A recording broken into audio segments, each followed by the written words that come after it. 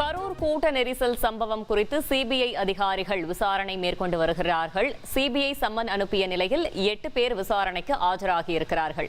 மேலும் விவரங்களோடு செய்தியாளர் மணிகண்டன் வழங்க கேட்கலாம். மணிகண்டன் வணக்கம், முழு தகவல்களை சொல்லுங்க. வணக்கம்.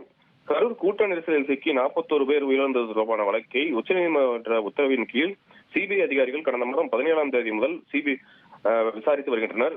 முதன்முறையாக ஆவணங்களை பெற்று விசாரணை நடத்திய அவர்கள் தற்போது தொடர்ந்து இரண்டாவது கட்டமாக விசாரணையை கடந்த 2 தினங்களாக நடத்தி வருகின்றனர். குறிப்பாக கரூர் சுற்றுலா மாளிகையில் தங்கியிருக்கக்கூடிய சிபிஐ அதிகாரிகள் ஏற்கனவே கடந்த 31ஆம் தேதி முதல் கட்டமாக டிபார்ட்மெண்ட் ஸ்டோர் உரிமையாளர், வீடியோகிராபர் உள்ளிட்டோருக்கு சம்மன் அனுப்பி நேரில் ஆஜராளரிடம் விசாரணை நடத்தினர்.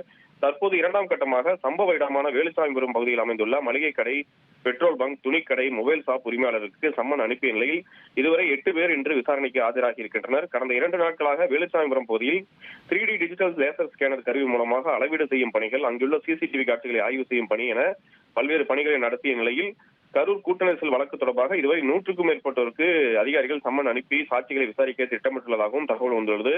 மேலும் அதில் பலர் இன்று சிபிஐ அதிகாரிகள் முன்பு ஆஜராகி சாட்சிகள் கொடுத்து வருகின்றனர். குறிப்பாக சாட்சியங்கள் பலருக்கு சம்மன் அனுப்பி சிபிஐ அதிகாரிகள் விசாரணை நடத்தி வரும் நிலையில் உயிரிழந்த 41 பேர் குடும்பத்தினரையும் பாதிக்கப்பட்ட 100க்கும் மேற்பட்டவரையும் அடுத்த கட்டமாக விசாரணை நடத்த திட்டமிட்டுள்ளதாக கூறப்படுகிறது. தகவல்களுக்கு நன்றி மணிகண்டன்.